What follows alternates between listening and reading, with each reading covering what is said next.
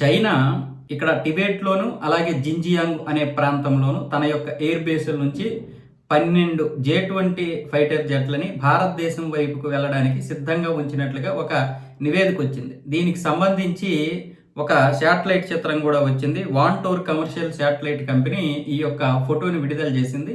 మన నిఘా సంస్థలు అలాగే మన ఇండియన్ ఎయిర్ ఫోర్స్ కూడా దీనికి ఇప్పుడు ధీటుగా మన వాళ్ళు కూడా అప్రమత్తమయ్యారు. అయితే అలాగని ఇప్పుడు చైనా ఈ 12 ఫైటర్ జెట్లని మన మీదకి ఏదో దాడి కోసం వదులుతుందని కాదు, కేవలం మన సరిహద్దు ప్రాంతాల్లోకి వచ్చి వెంటనే తిరిగి వెళ్ళిపోతారు. అది ఒక వ్యూహాత్మకమైనటువంటి చిన్న దాడి. మనం దానికి కౌంటర్ ఇవ్వడం, మళ్ళీ దానికి వాళ్ళు కౌంటర్ ఇవ్వడం, ఇలా జరుగుతూ ఉంటుంది. దేనికంటే ఉదయం మనం ఒక వీడియో చేసుకున్నాం, చైనా పతనం వైపు వెళ్తుంది, ఇది భారత్కి సువర్ణ అవకాశం. చైనా ఏదో ఇదైపోతుందని కాదు, మనకు ఒక అవకాశం కాబట్టి ఇలాంటప్పుడు మనం జాగ్రత్తగా ఉండాలని ఒక వీడియో చేసుకున్నాం కదా.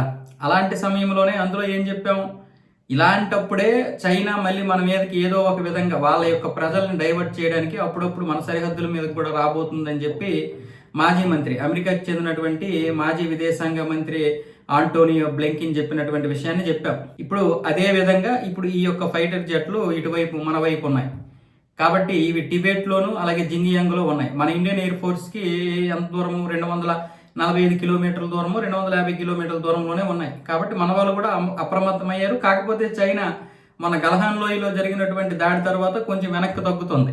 ఇంతకు ముందు లాంటి భారత్ కాదు కదా.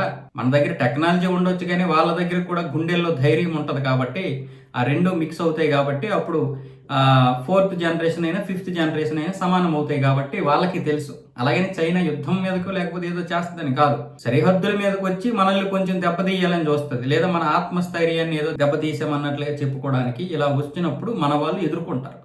అందుకే మన వాళ్ళకి కూడా ఎప్పుడు ఈ నిఘా సంస్థలు పనిచేస్తూ ఉంటాయి. ఇలాంటి దాడులు అన్ని దేశాలు చేస్తుంటాయి, ఒక్క దేశమనే కాదు. భారత్ చేస్తుంటుంది, చైనా చేస్తుంటుంది, పాకిస్తాన్ చేస్తుంది, అమెరికా చేస్తుంది, చైనా చేస్తుంది, రష్యా చేస్తుంది. అన్ని దేశాలు ఈ ఊహాత్మకమైనటువంటి దాడులు చేస్తూ ఉంటాయి.